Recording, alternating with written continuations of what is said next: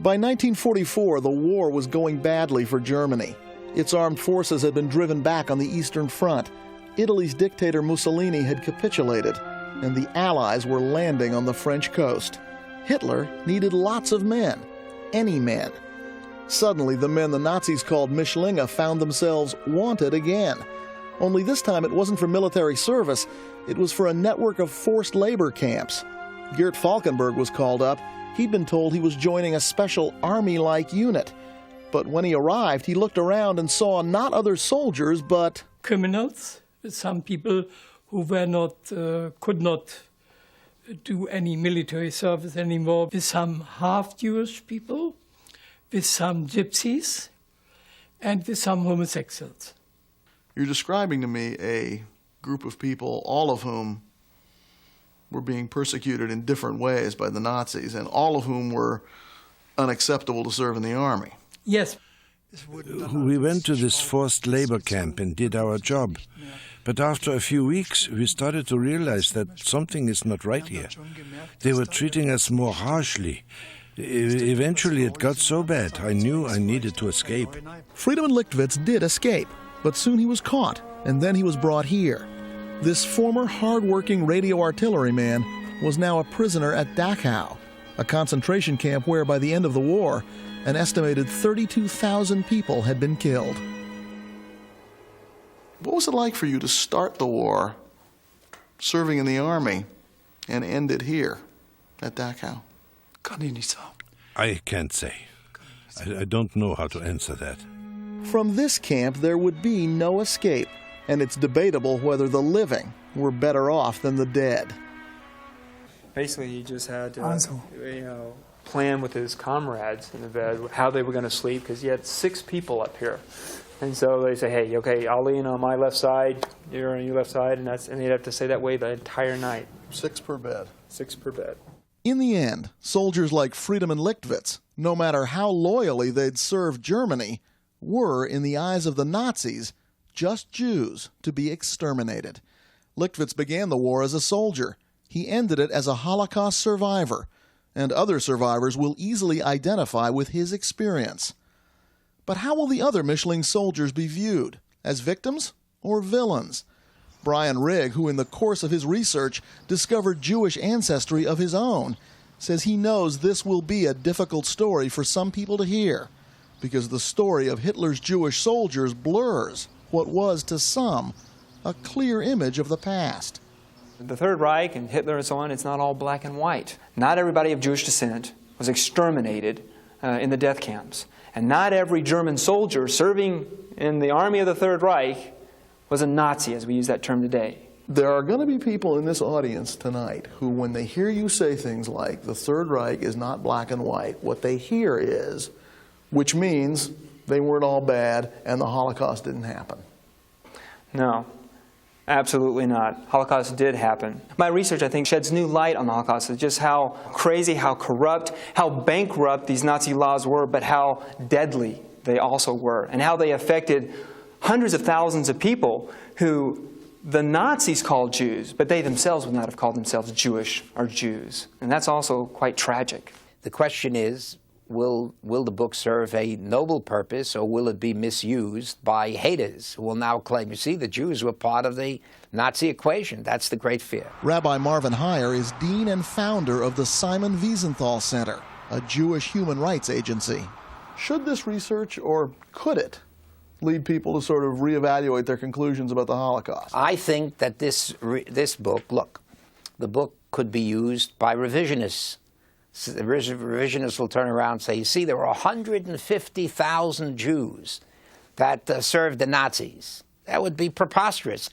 The potentially explosive issue is whether Rigg's research encourages people to think that Jewish soldiers killed other Jews. Bryan Rigg didn't document any examples of that. But Helmut Kopp, who'd been raised Jewish and was using the army as a place to hide, certainly received a hostile reaction right after the war at the immigration office when he was trying to leave Germany. A man about 10 or 15 years older than me came in and said, "I heard you were in the German army." I said, "Yes." What was I supposed to do? Either go to the camps or falsify documents and go along? I never killed a Jew with a weapon in my hand. And he said, "From the looks of you, you would kill the first Jew who comes through that door." He called me an anti-Semite. I was very much hurt when my daughter thought that by belonging to the German Wehrmacht, I had somehow participated in the crimes against Jewish people.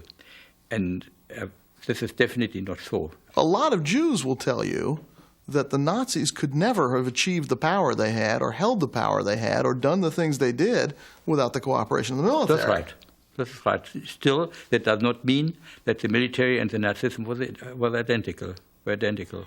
No. Spitz, like many of the Michelin soldiers Bryan Rigg interviewed, insisted he didn't know what was really happening to the Jews until after the war.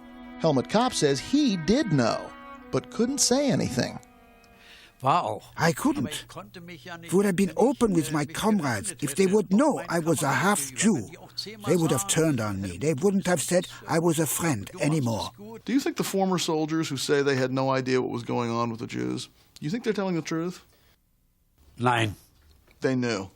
If they're saying that now, it's just to protect themselves. Geert Valkenburg, fighting in France, actually got letters from his Jewish grandmother telling him what was happening. In those letters, she wrote what she expected.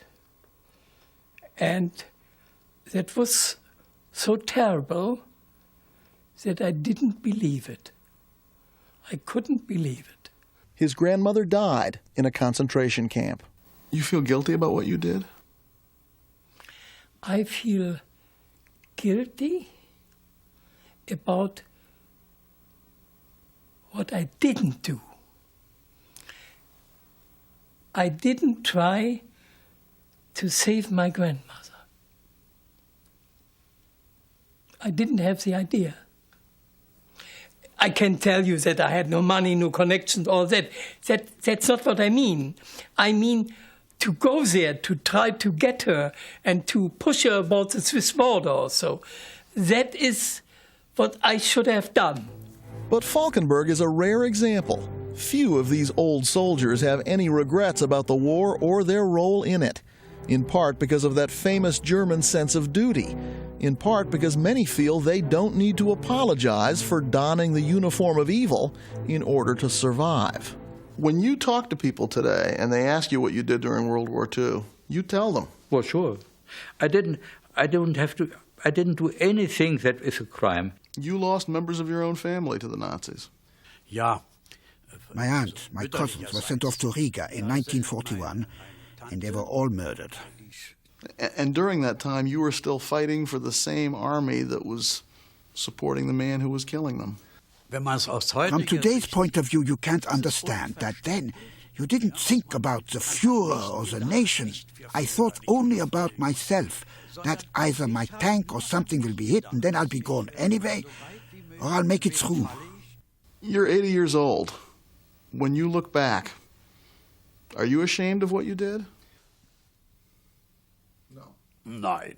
I never was ideologically on the side of the Nazis. As we say today, I only did my job. If I'd been sent to the concentration camp, I don't really know if I'd be alive today. Despite what happened to their families at the hands of the Nazis, Helmut Kopp, Geert Valkenburg, and a number of these former soldiers stayed on in Germany. When asked why, Valkenburg said he felt in some way he owed his survival to a handful of Germans and wanted to be with them and help them rebuild. To read an excerpt from Hitler's Jewish soldiers, you can log on to our website. The address is dateline.msnbc.com.